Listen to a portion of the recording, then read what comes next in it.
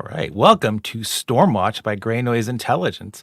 Each week, we drop the latest info on what's happening at GreyNoise, take a look at a roundup of important and timely cybersecurity topics, and toss out some expert opinions and the occasional conspiracy theory. Kimber, Glenn. I am Bob Brutus, and with me are my co-host, Kimber. Good morning, Kimber.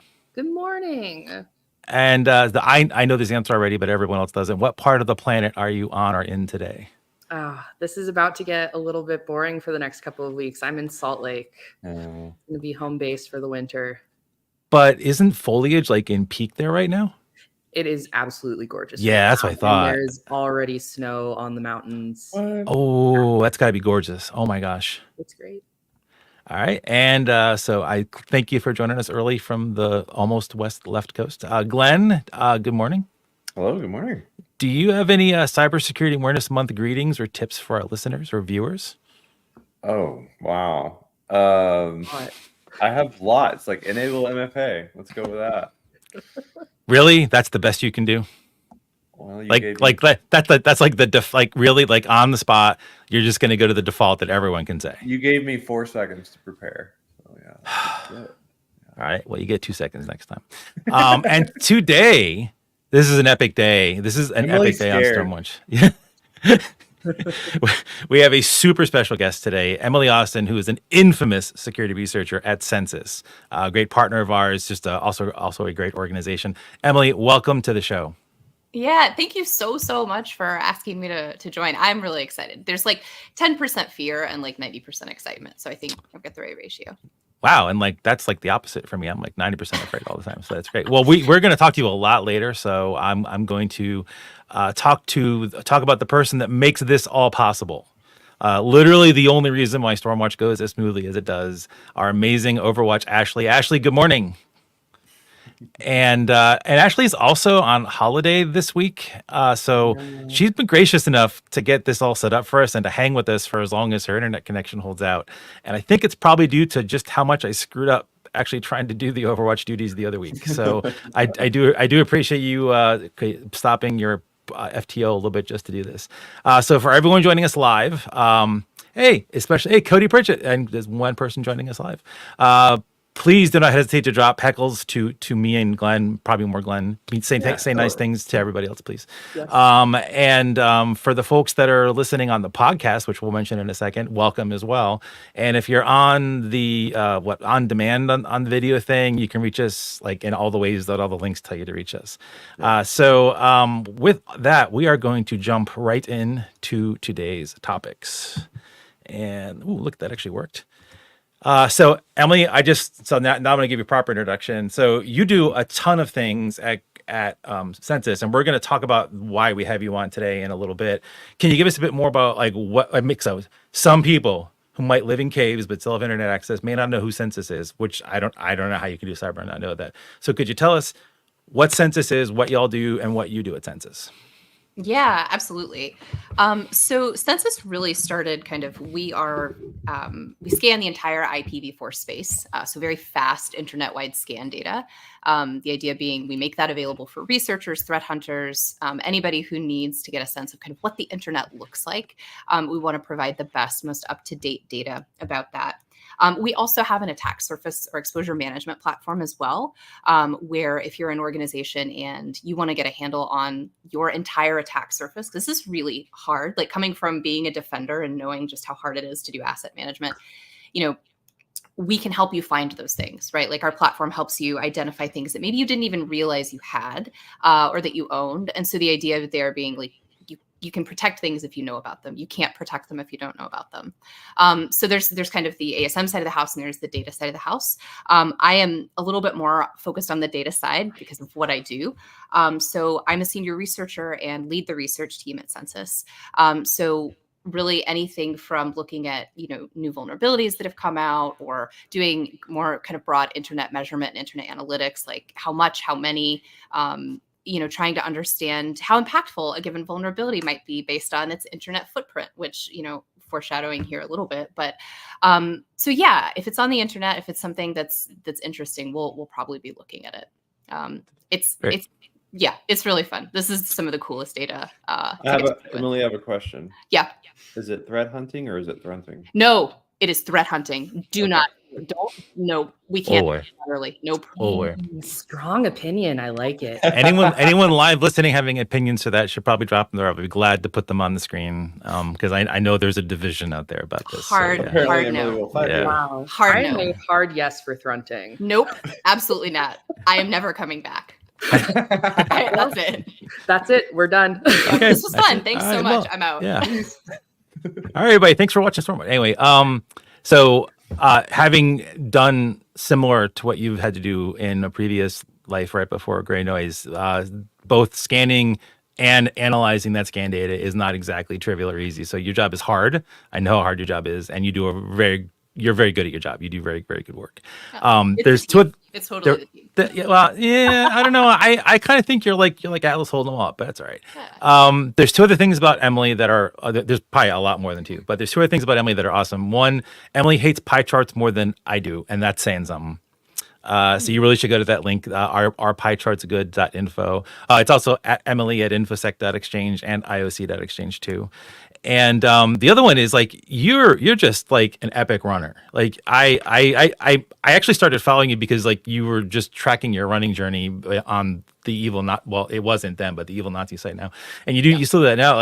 Like so have you done any like massive like Olympic running feats lately? Oh gosh.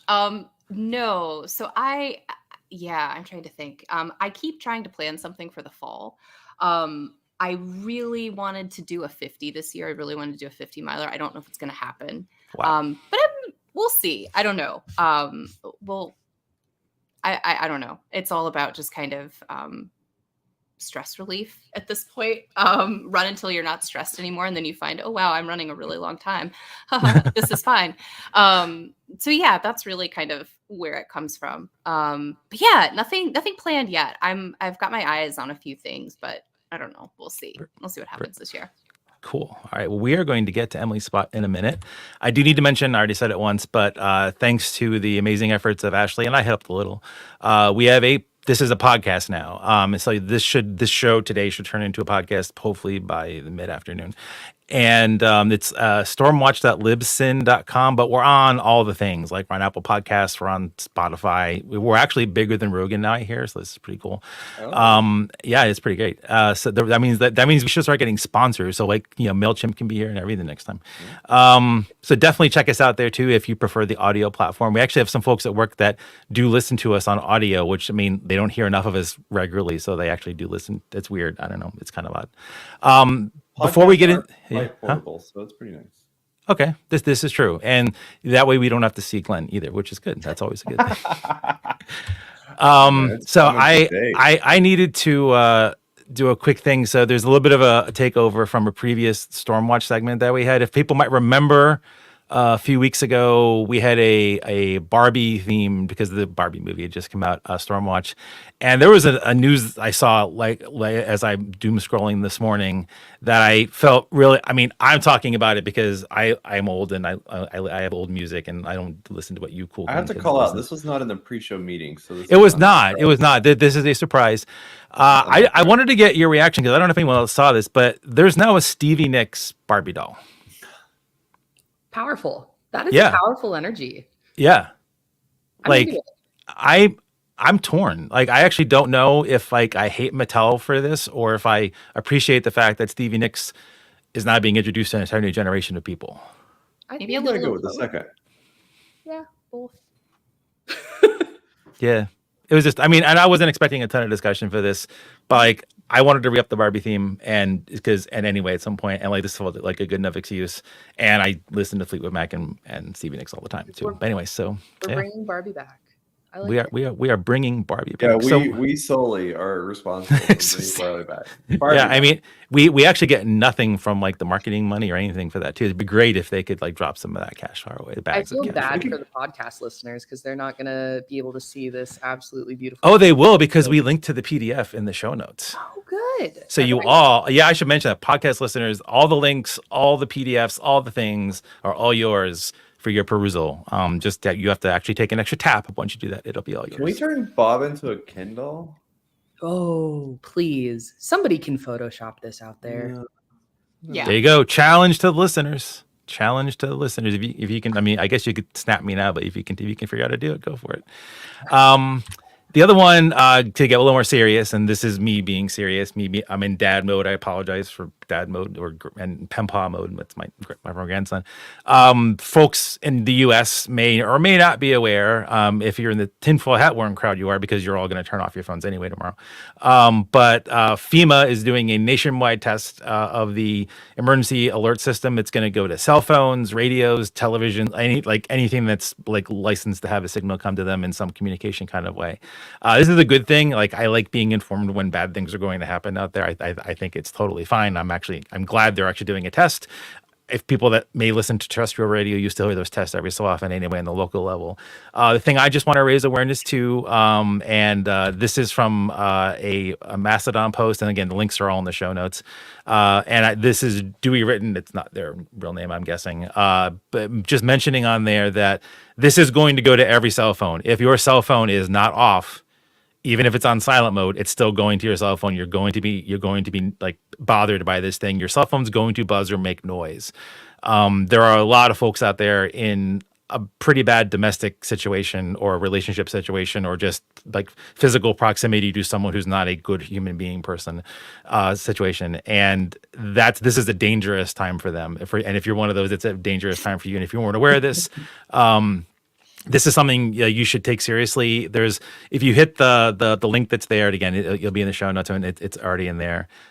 We need to make sure that you just follow those directions, keep your phone off before it, and turn it off after it when you know that you're in a private space, because it's a chance that the alert will come to you again. I just want to make sure people are safe, so please spread that word even if you're not in that situation.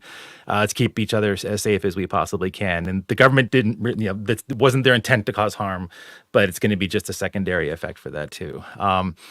We actually do have someone. Yeah, so I do need so when I said tinfoil hat, I wasn't kidding. This is the thing right now. There's an entire meme out there. I guess it's not a meme. There's a belief in a certain section of the global population and who are right now in the U.S. that believe that this is going to activate COVID particles in your system or something. I'm excited. Yes. Yeah. So this is a little scary that we still believe in things like this. So, Well, it's a good thing everybody's getting their boosters right now, so the test will have maximum effect. That's right. Yeah, oh my gosh.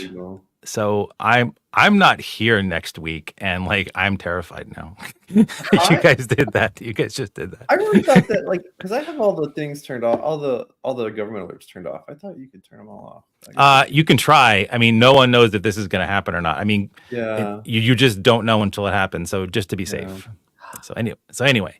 Also, bedtime to be like a fugitive hiding somewhere, in a wall or something, and then your phone go off. In a wall. I like that was the first in a wall. It sounds like personal experience, Glenn. I don't know what it's saying. That awkward moment when you're hiding in a wall and your phone goes off. Yeah. Once there are Reddit posts about that too, like people living in crawl spaces and things like that. Yeah. I'm convinced that if I ever buy a house, that's what's going to happen. So yeah, we're all going to have just this phantom phone ring happening when this happens. And I don't have a secret phone. Interesting. Yeah. Wow. I now need to ask Glenn more about his days hiding in walls. Okay. But we're not doing that now. We are going to talk to someone actually very smart, and that would be Emily. And Emily's on for a bunch of reasons, both just smart, charismatic, a runner, hates pie charts, but did a great blog post and got me. One reason why I'm very thankful for this blog post is it calmed me the heck down. You can ask everybody in Slack, in a work Slack. I was bonkers concerned about this. And this being to everybody is CVE 2023-40044, the WSFTP remote code thing. And for those that are of a certain age, WSFTP brings back some digital PTSD, because this was the web server to use back in the day on Windows. And it's still a product, which boggles the heck out of me that this could still be a product. And it's a ubiquitous thing, and it's made by the same company that made another large thing that got pwned recently.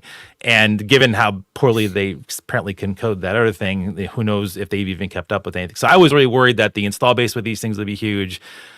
Even that this requires a certain configuration, I was afraid of that as well too. But Emily quelled all those fears. So I'm going to actually make it so that we can all see Emily better. And Emily, could you talk to us about this vulnerability, the scans that you all did, and the conclusions that you all came up with?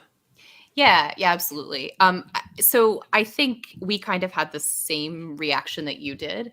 So I've been focused a lot on looking at like file transfer tools. That's been a whole thing this year, the last year, all of that. And when this advisory came out last Wednesday, we see like there's 8 vulnerabilities listed in it, 2 critical, 3 high, 3 medium. And knowing that it was, by Progress Software, like, oh, okay, because move it, Progress Software, like this is still unfolding. Things are still really bad. And so we started looking at it. I was like, well, FTP, that's probably, okay, this is maybe a little different. But then if you actually read the advisory, you see that the vulnerabilities contained in this advisory affect HTTP services that are associated with the FTP server itself. So now we're kind of almost sort of back in like kind of managed file transfer territory. It's not really, but like there's a lot of parallels, right? And so we started looking at these, and we noticed that, so there's two pieces that seem to be affected. One is the server admin console, right?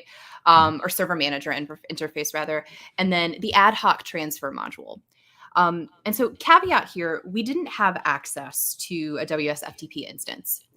We were working on getting one set up, but this was everything that we kind of discerned was through our scan data and like reading documentation and just kind of understanding sort of how these things work together, right? So if anybody has more information or you're listening to this and you're like, no, that's absolutely wrong, please feel free to like at me on any of the socials and let me know. But we see that like there's one particular vulnerability is a CVSS score of 10, which is like, whoa, that's really alarming.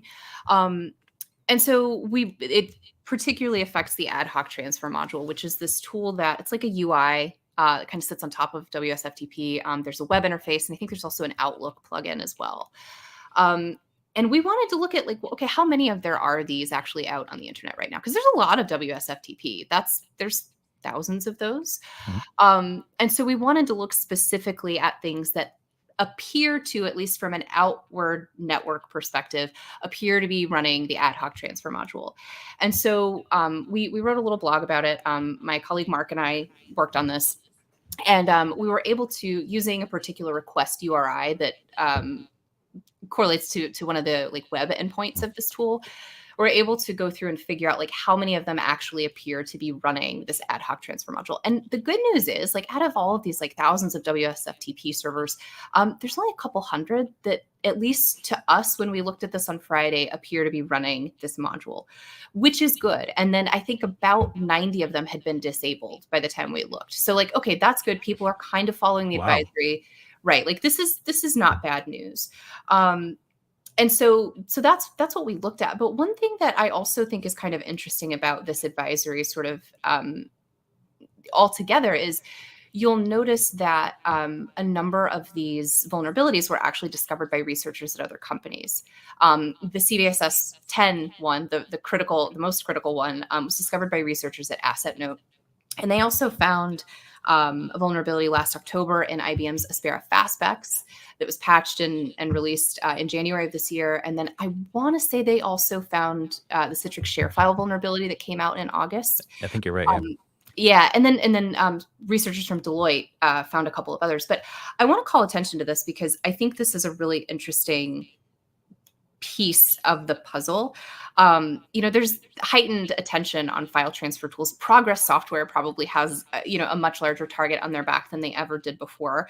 And so it's encouraging to see that researchers are kind of going after this, right? Like they're looking at it. And I know Rapid7 has been doing this as well. They've been looking at different file transfer tools. They've published some great findings there where they've responsibly disclosed. But it's interesting that I'm worried that are we relying on the security community too much to actually secure these tools, right? This isn't ideal. It's good that they were found this way as opposed to the alternative of we find them just when exploitation happens. But that's also been something that I've been thinking about a lot is how do we help these organizations get out in front of this, particularly ones that are responsible for all of this sensitive data, all of this secure, quote unquote, transfer of data. So yeah, the WSFTP thing I think is maybe not the worst in the world. Progress has come out and said, oh, we're really bummed that people published POC exploit code already. Like, we started seeing exploitation over the weekend. Oh, that's really, really terrible. And it's like, well, I mean, welcome to the internet. That's how it works. I mean, so yeah, I think this is arguably less bad than maybe it might have been at first look. At least that's my kind of long, rambly take on it. I'm going to pause now and take a breath. So one of the things that I'm not sure if we actually mentioned here, the reason this is the same company that owns Move It. Yes. Right. Yeah. And I think I was trying not to actually use that 4-letter word. I guess it's a 6-letter word, but like, yeah, it's an important factor. Yeah. Well, it's been a rough year for all of file transfer services, or 2 years or 3 years or whatever time means anymore. I think it's also, and you kind of touched on it, Emily, but I feel like the conversation's almost moved to the argument back to like, oh, is it responsible to release a POC or to talk about that, kind of what you touched on in the end. And, that's kind of missing. I feel like they're kind of missing the point on that discussion. It's, of course we all want 60, 90 days, but when a patch is released, it's going to get done by good guys, bad guys, or both, basically. Exactly. And I think that's just the reality of it. Like I said, I'm glad that this is how we found out about these vulnerabilities, as opposed to like, oh, here's a notice of active exploitation, please patch immediately. I'm glad at least people had some lead time. And based on how quick the exploitation, the POCs and exploitations were turned around, like it wasn't, and this is not firsthand knowledge, but it's secondhand knowledge. Like it wasn't like the hardest of hard to find or whatever. So it's been there for a while. No one's just come across it, or if they had, it hasn't been detected yet. So exactly. So I have one positive thing I want to like dig into just for a second that you mentioned. Then I have a commiserating thing I want to dig into after that. So the one is, I want first of all, to everybody out there that has this at their org and you're part of those 90 that actually patched your thing, like holy cow, like that's a thing now. Like you patch things like and fast. That's wow.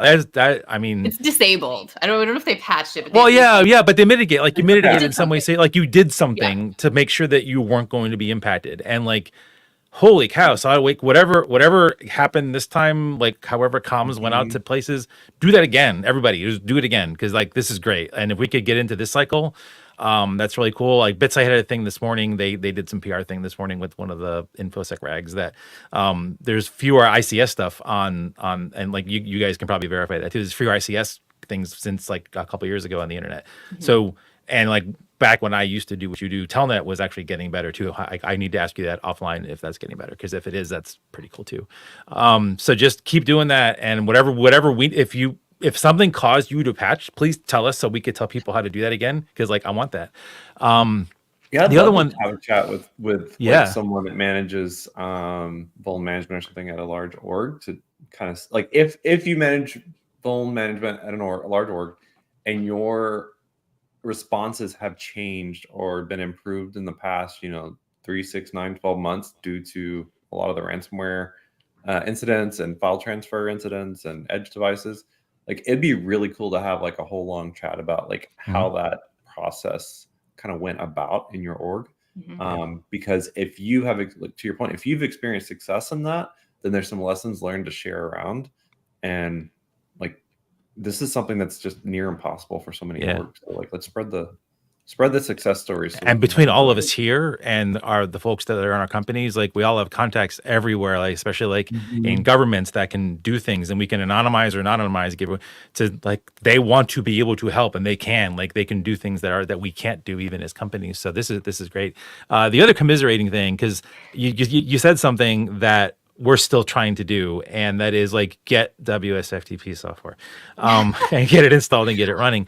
I don't think everyone, and if we could just, and if I have to skip some other sections just to talk about this, I don't think everyone understands just how hard it is to get something to scan and then get something to dissect, so that, and then test against. So for you, you need to scan and find a way you can scan and figure out what you're going to do. For us, it's, can we do it so that we can create a persona or create some, detection rules that will help us keep everyone safe by alerting when things are actually happening out there. You need the software to do that. And there's the open source is easy. It's easier, but these closed source proprietary things like licensing, reticence by the organizations to do, like, so if, could you talk about more, like, is this a regular frustrating thing for Census that you have to deal with? Yes, this is so often a thing we run into, particularly if there are devices that are of interest, different, proprietary software. And in some cases, so WSFTP actually has like a free trial download. We actually ran into issues getting it set up in a virtual machine. There are a lot of moving pieces.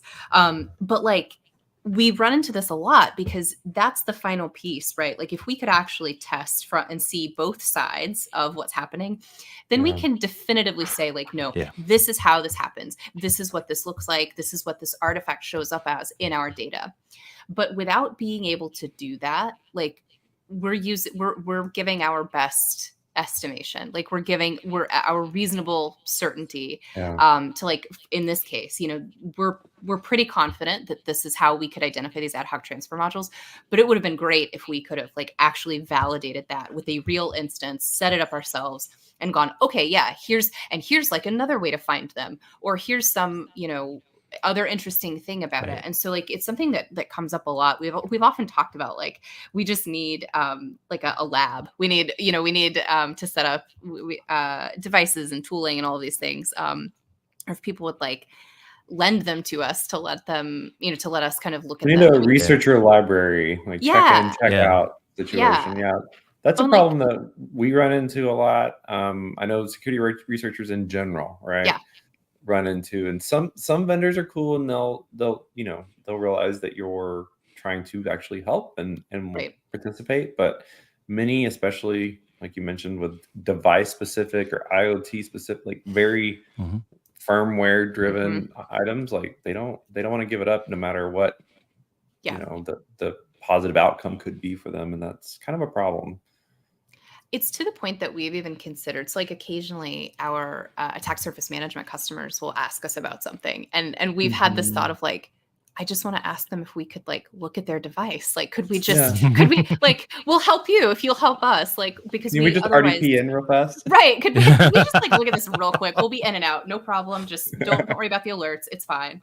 But we've even thought about that kind of like jokingly, but it's a real problem because it removes that level of like certainty.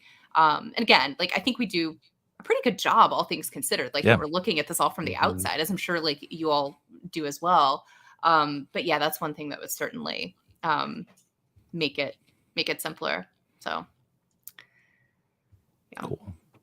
All right, so can you hang with us? You're welcome to hang if you can hang. I don't know if I can, but I can try. Cool. I mean, if Glenn scares you away, that's fine. Like he does that to everybody. It's good.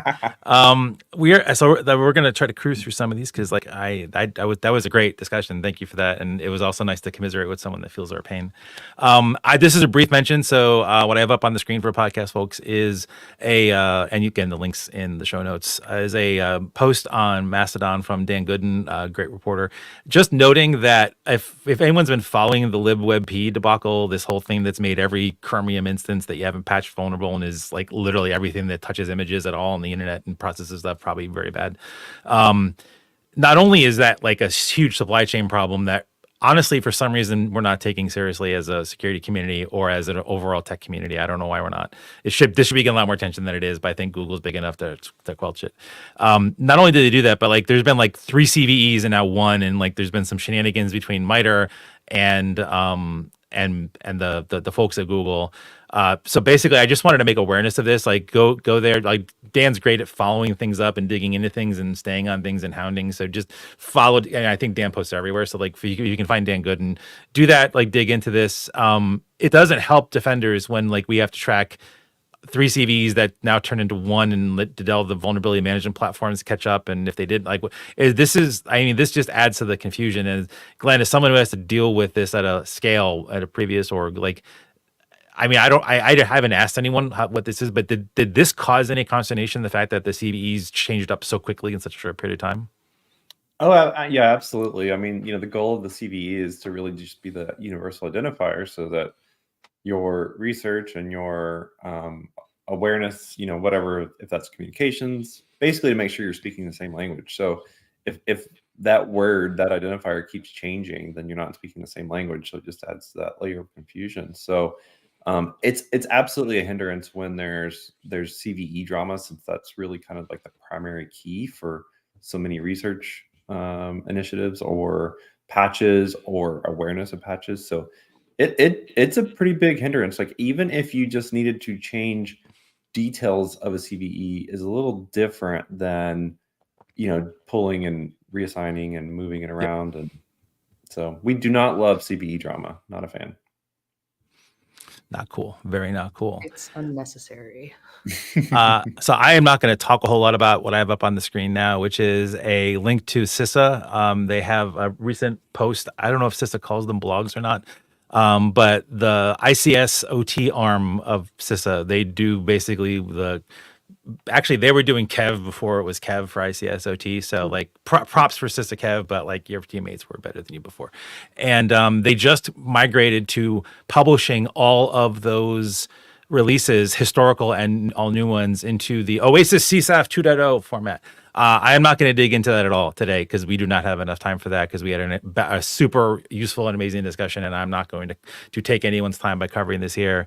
Follow the link if you want to know more about that. The GitHub repo is super easy to clone, keep up to date, and parse all the JSON. It's really clean. It's gorgeous. It's lovely data for all the data scientists out there. You will actually be thrilled. I made a pretty non-pie chart about all the CWE coverage of that's in there, and what of these 7 top level categories that they fall into. So definitely take a look at that if you want to see exactly what the distribution of this looks like. And my goodness, all the CWEs.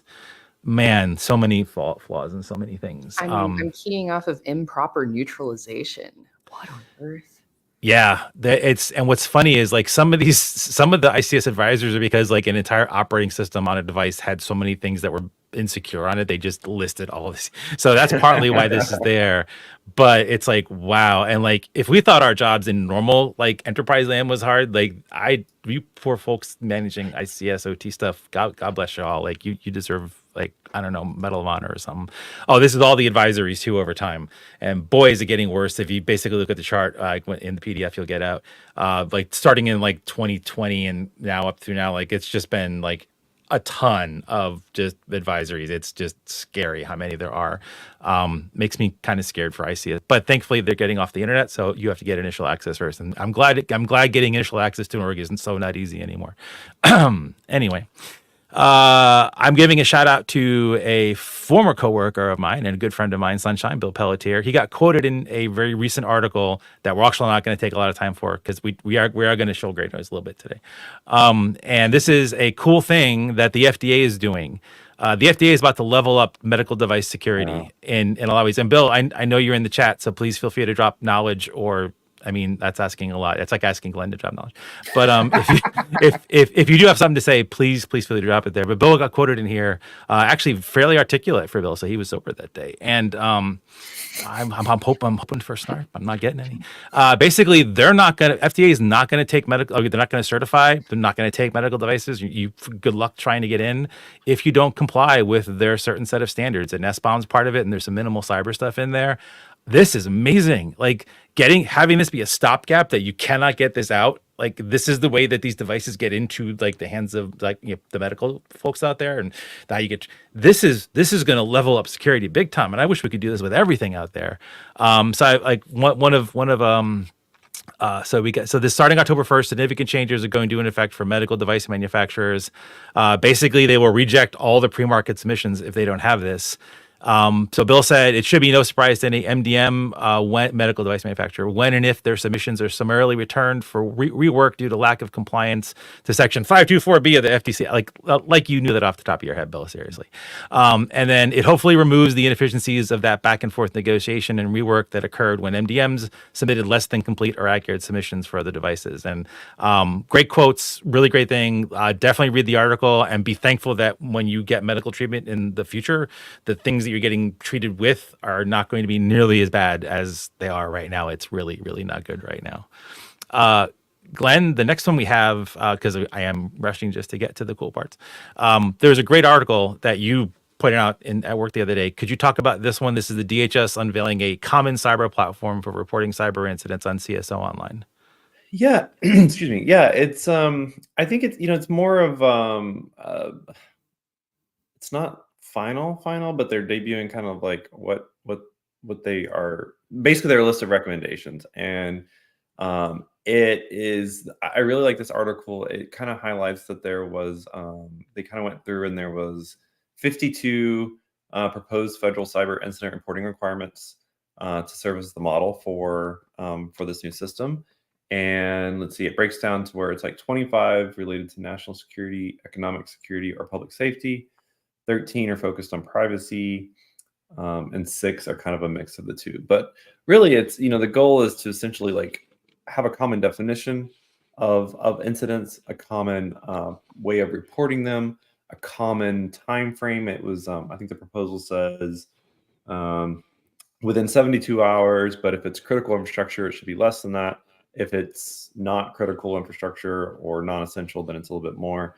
But really, like the first big solidified step of kind of getting some sort of, again, back to like the common language phrase for us to be able to be aware of. I mean, think about all the ransomware incidents, like some of those or cyber incidents we don't even know about until the SEC was starting to ask for that whatever the form is about like substantial business impacts or whatever. So like I don't know what exactly what happened with Clorox, but like that's how we kind of found out about there was something going on with Clorox. So like these are really good for consumer awareness, really good for tracking and being able to know like, is what we're doing helping? Is it hurting?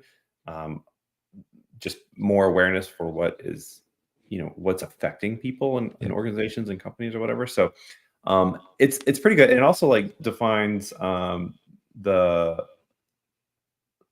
like 3 or 4 major like points of what is an incident. So again, just a great first step. And I think it's going to be debated in the spring. So this will be like a longer game, but happy to see some work on this. Yeah, even though I don't want to linger, I know.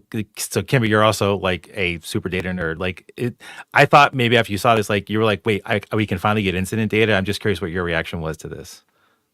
I'm very curious about the amount of data that will be in this system. I think one of the things that has been really difficult about incidents and just reporting on them, talking about them, finding commonalities in them is like the single platform. Common platform, like making sure that we kind of standardize the language is always a good thing in cybersecurity, I think. So I think this is a good thing. Cool. That's the judgment. Emily, do you want to drop in a pine?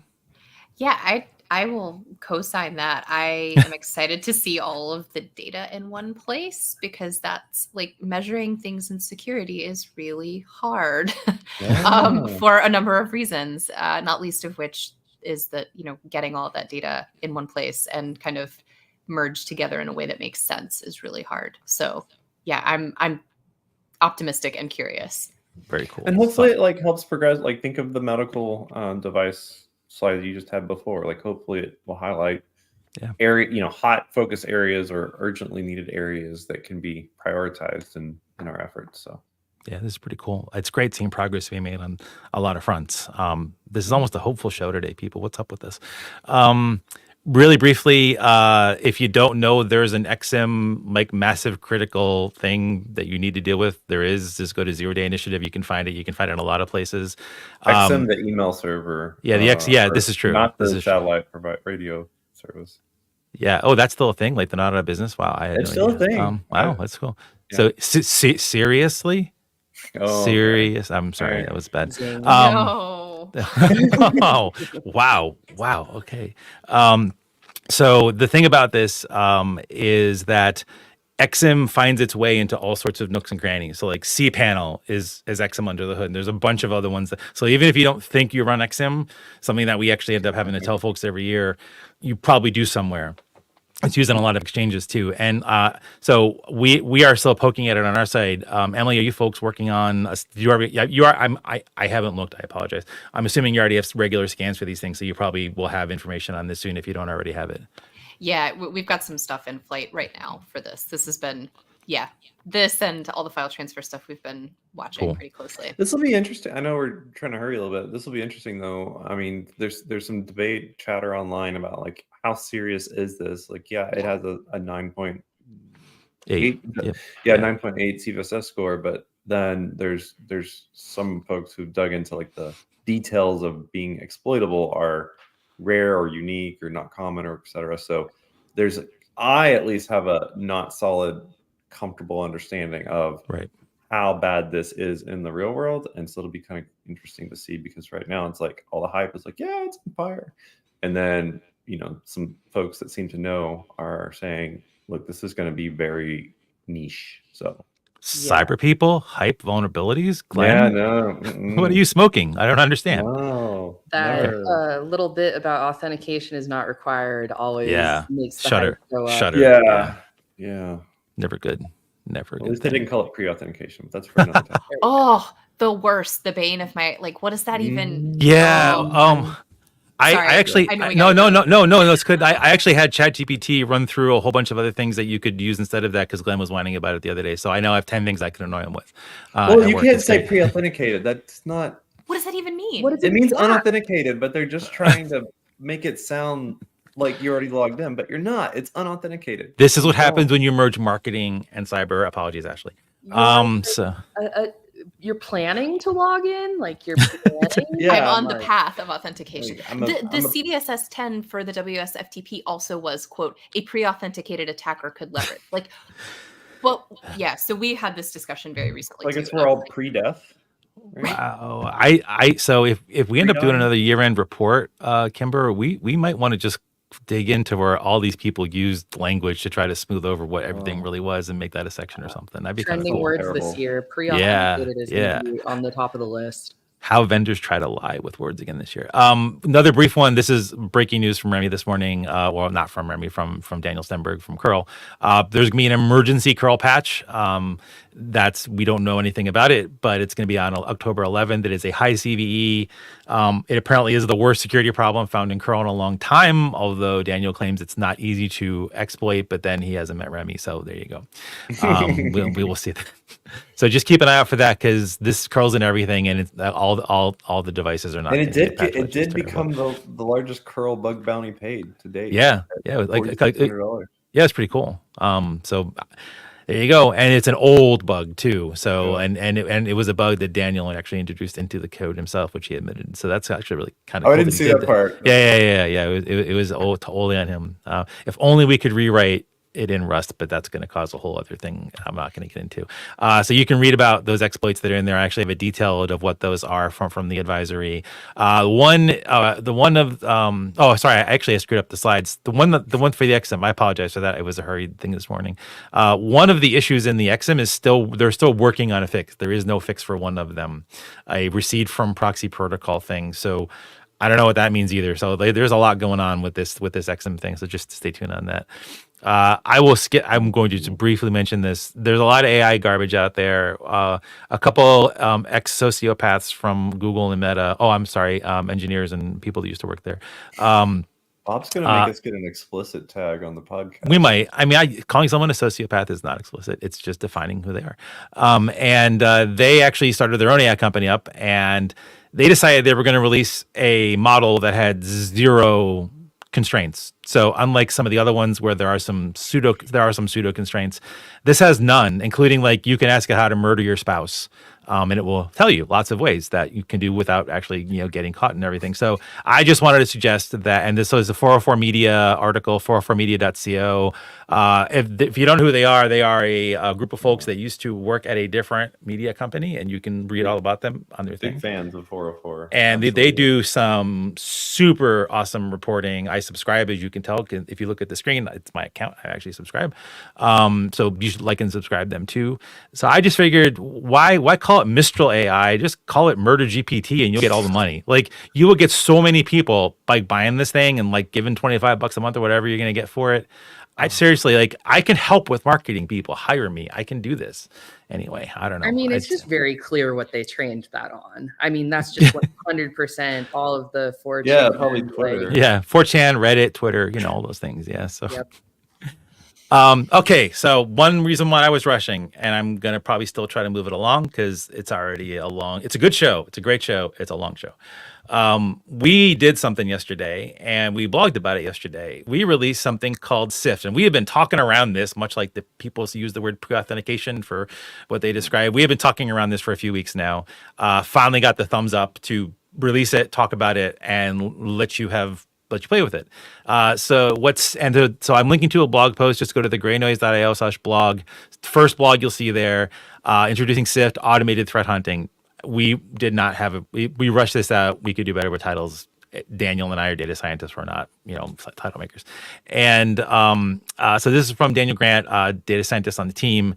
It is all Daniel's head, and we're like working with the team on inspiration, but Daniel's working and coding all these things. What Sift is it takes the fire hose that is all the HTTP traffic coming at GreyNoise, some of which comes from you, Emily. Thank you so much for causing bandwidth problems for us.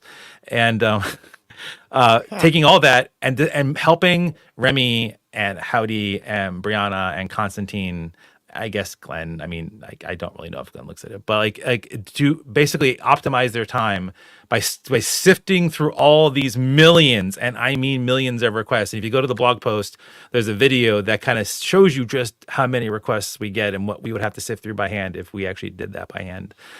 Sift through all of them to give us like 20 things that we should care about the very next day. And I'm not going to talk about all the details of this model here. It's all in the blog post.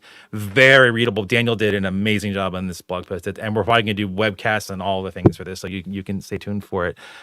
You can also go to sift.labs.greynoise.io right now if you want to just abandon your podcast listening or your viewing right now or your post viewing and just dive into it, because it's kind of cool, everybody. Basically what it is, it's a little web interface, and what you all get right now is access to T-minus 7 days and then 30 days behind that of all of the Sift reports that all of our team goes through on a daily basis to triage what's been new and possibly horrible that day coming at us that we might need to create new tags for. And if you've been listening for the past few weeks, we have created, wow, we should know this number, Glenn, like 15, I want to say, tags. Yeah, 5 to 7 a week. Yeah, 15, 20 tags. 20. Yeah, from this new tool that we would not have made them if it weren't for this tool. And we have enhanced one tag because of something else that we're doing too that I'm going to hopefully be able to talk about towards the end. So what you get to do on here is a couple things. So for folks that are seeing it, I mean, if you go there, you'll be able to see it too. So what I'm describing is at the top, you get to work through the day's worth of reports for the things that we've seen. And what this does is it clusters a whole bunch of things together that are alike using some really cool language model stuff that we came up with. And then what we do is it was not trained on Murder GPT. It was not trained on Murder GPT. It was not trained. Now we probably should, I'm thinking, because it probably knows all the exploits. Anyway, and what it does is we have it figure out, like, so that can identify the clusters. We do a bunch of diffing so that we don't show you the same thing over and over again every day. So that's why you only get a couple versus hundreds or thousands. And then we ask our ChatGPT overlords to do some stuff. We came up with some really, really interesting prompts for this thing.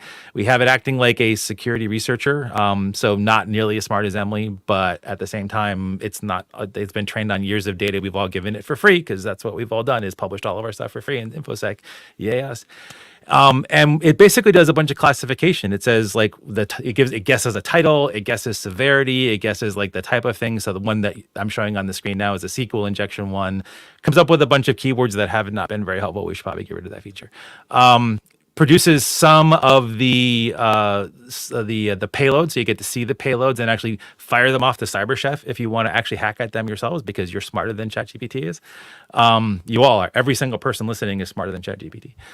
We provide links so you can click back into the visualizer on our platform, so you can poke it there. It tries to figure out like what related CVEs are for it, and also because of that, what the common platform enumerations are, what the software actually is for the actual thing. And then one of the coolest things that's actually been an unusual help for us is it provides an amazing description of what the exploit or the vulnerability might be. And I don't normally read the text on the screen.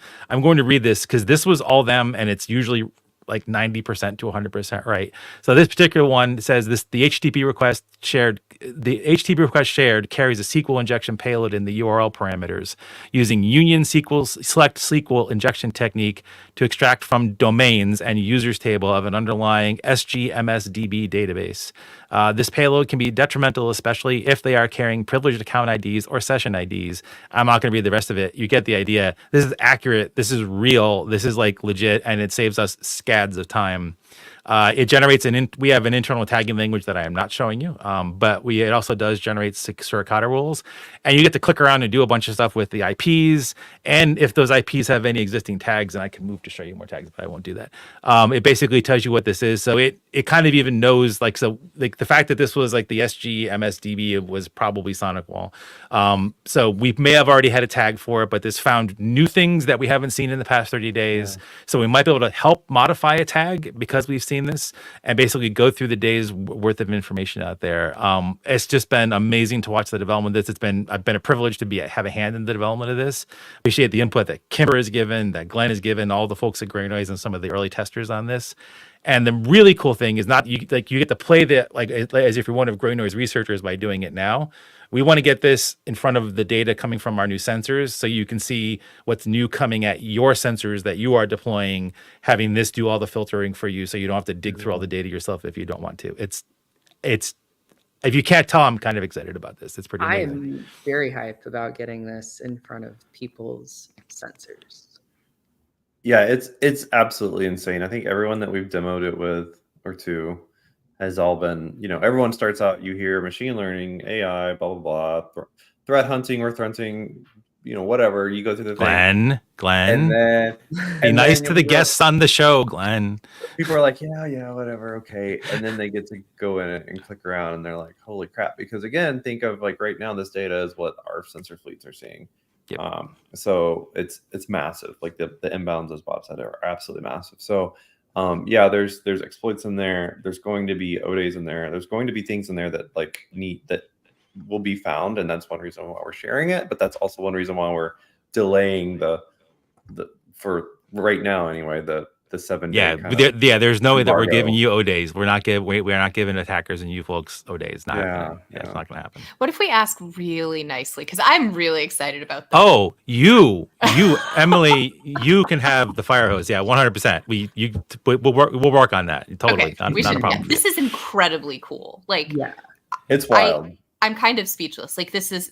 Because I can imagine taking this and then us taking it and going and looking for these devices, these things, and figuring out okay, what is the end-to-end kind of pipeline of exploitation. That's so cool. And folks play with this, and again, we're feedback. Cool company, we're cool people. If you have ideas, let us know. There's feedback mechanisms in the tool actually as well. But also if you see a way that this can help you, kind of like what Emily was just saying. We do love partners. We do love to share data and work together. So there's so much opportunity, just not even at the surface here, that, we're super stoked. Yeah, I would say one of the major reasons for surfacing all of that is because we have the data, we have the stuff, let's talk about it and get it out there, because there is so much data out there that's just getting blasted to the internet all the time. GreyNoise can't stare at all of it. Yeah, more data than time. Yeah. So Sift is doing what we do naturally, which is recognize patterns and surface them up. And the more unique a pattern is, the closer to the top it gets, and away we go. Yeah, and because we're still, this is a labs thing. It has not had the care and feeding from Kimber's product team, the engineering team, the UX team. It has not had the proper care and feeding and all the attention to detail that it needs to be. This is entirely something like it's a front end that reads JSON files, and we know that not everyone can deal with that well. So we have a sort of a janky way for you to get CSVs out of it if you want to do some more aggregate view of what's on here and taking a look at the IP addresses and use them against the API or comparing them to what's in census. Go look all the census data for these things. Just absolutely, like, we just, whatever we can do to make it more useful for folks, just let us know, and we will tweak it as much as we possibly can to do that. I can't wait to start getting feedback on this, because that is really going to help us, just make it better. Because right now it's entirely been Bob and Labs team just throwing everything they've got at it and seeing what makes sense and what doesn't. And we've got it pretty well tuned for us, I think. Yeah, but we need to see what's useful for everybody out there. I mean, we are niche. We are weird, special. I don't know what we'll call us, but like we're different. Yeah. Yeah. So, and we definitely got to get Emily access to the cool one. Another thing, so I may be excited about Sift as someone who just, I don't like the way that anyone does queries in like Elastic or I hate the syntax in those NoSQL databases. SQL's fine. It does everything you need. You don't need NoSQL. The syntax is silly. I'm sorry. Yes, old cloud, whatever. I don't. It doesn't matter. So, Martin at work led a group, and Glenn provided a lot of great input from the team. And we now have a way for you to like run queries. They're smart. Is it Smart Search, Glenn? That's what it's called, right? That's what we're calling it. Yeah. I mean, it's as good. No, it's a great name, because it is. It's actually Brilliant Search. What it is, because you don't need to know GNQL anymore. There's a whole things that are really useful queries that we run, that other folks run, community people run, and you now can just use these instead of having to remember GNQL. But it will help you get started with GNQL too. So this is really, really huge. Like, it's going to level up people's ability to use both the visualizer and the API, because you can GNQL the API, and you can use it for alerts too. So if you learn how to do GNQL via these things, you can use the GNQL in the alerts to level up how you use alerts at GreyNoise. I mean, this is huge. I am super excited about this. I'm sorry. I will calm down. I'm sorry. Yeah, it's dynamic. You refresh the page, it'll present you with some other options. We'll add things that we talk about in Stormwatch or emerging threats, queries that are related to that. So this will be something that's kind of updated, but it's pulling from a long list of like popular, known. Yeah, it's brilliant. Queries we recommended, whatever. So, and y'all are going to be like continuously curating this from what I remember. Yeah. Oh yeah. It'll change.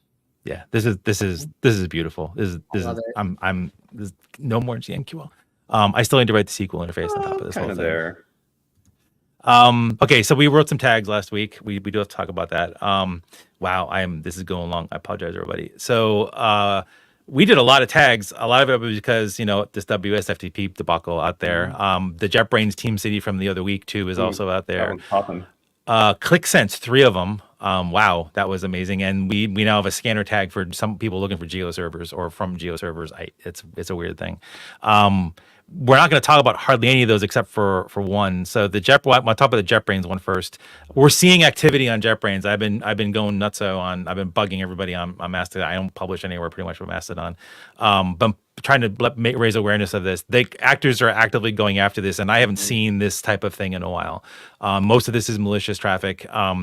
It's tagged malicious, but I do know of like 2 scanners that might be abusing their privileges and doing stuff with it. So if you have this out there, don't.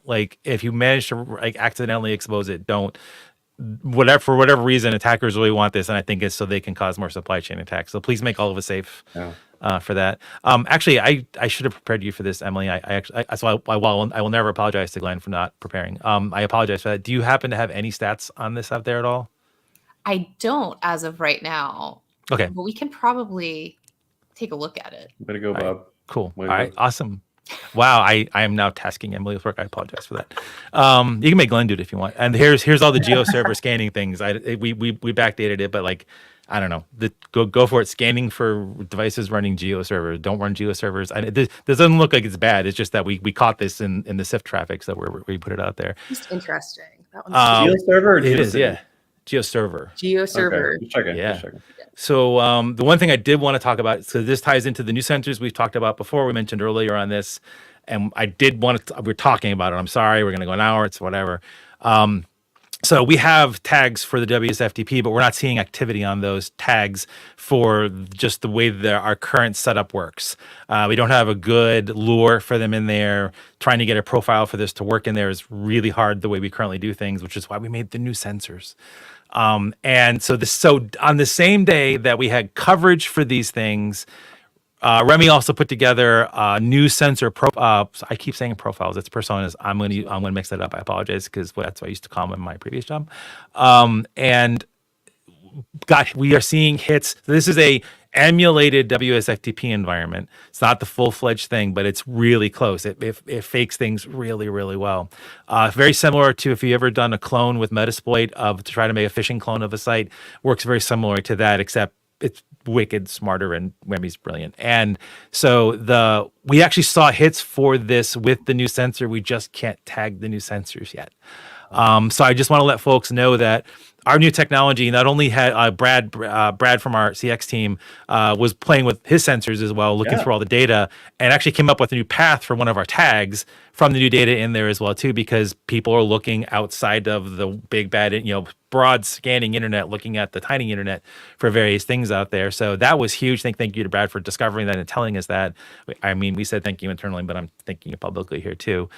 This is huge though, because we've now also confirmed that pretty much the minute Shodan found a WSFTP server, some folks grabbed that data and started to poke at the WSFTP, and then they stopped because it wasn't responding well for the post requests that it was trying to do out there. So validated one of our assumptions that we had made for these things, that we have to do a lot more tests for data people. We don't just take one hit and say we proved everything.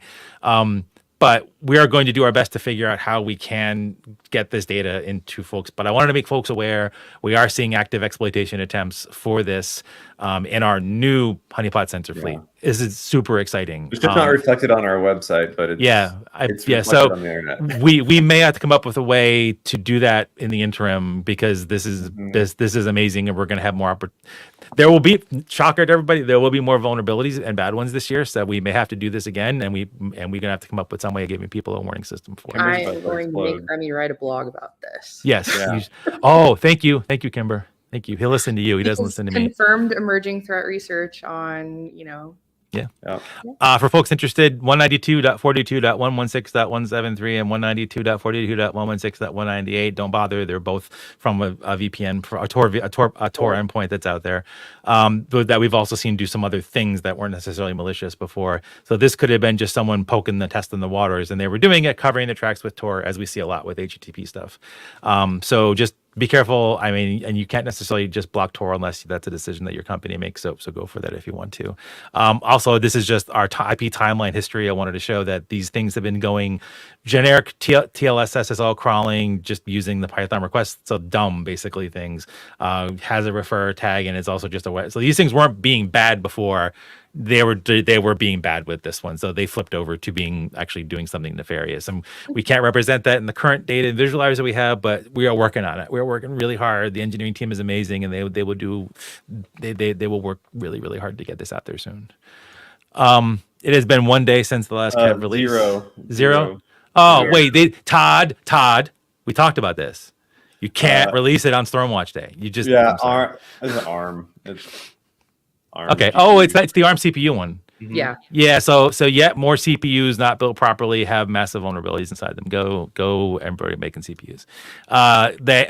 Since Todd screwed me over by doing that and not being nice to me, they had two really useless vulnerabilities that they posted from Kev. No, I'm sorry, I shouldn't say that. JBoss Rich Faces Framework, Chrome Lib VPX, which is another one of those supply chain things, and now the ARM vulnerability as well too. Wow. That was a lot. I'm coming back. Whew. All right, I'm gonna take a breath for a second. Wow. So I'm gonna once again. It's a bad time to be a fugitive. So quote of the episode. It's also a bad time to be a fugitive in a wall. Oh my goodness! And your phone goes off, and there's a pie chart with Ashley is like literally the best human ever. This is so much pain. There's so much bad. I just wanted to make a gift. Oh, for our guests. Oh no! Wait, you did this, Glenn? Oh wait, no, I'm not responsible. Wow, that's wow. I love that. I'm so sorry. I wanted Emily to come back, guys. Seriously. I didn't know I could play recover for from it. this. Yeah. That was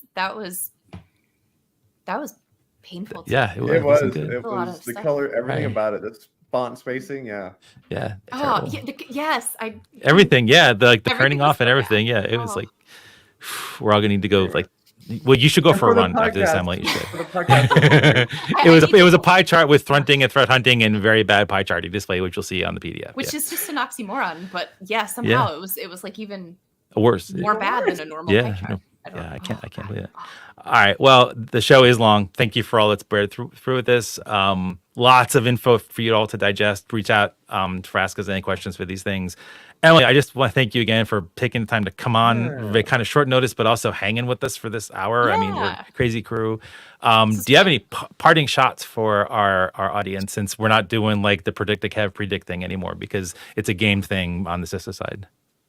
Oh no, that's a lot of pressure. I have no idea. I don't know. It's Cybersecurity Awareness Month. Be aware. I don't know what else to say. Congrats. Now you're aware.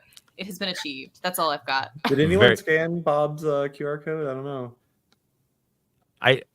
No one's dumb enough to scan QR codes, are they? Probably not. I saw it's it was not. a YouTube thing. It's not clever. I mean, I just didn't have time, but I had to do something to mock Cybersecurity Awareness Month anyway. Kimber, do you have any parting shots? Thank you for joining us early again and for co-hosting. And do you have any parting shots for our? I'm going to go with the cybersecurity awareness theme and say, review your firewall rules.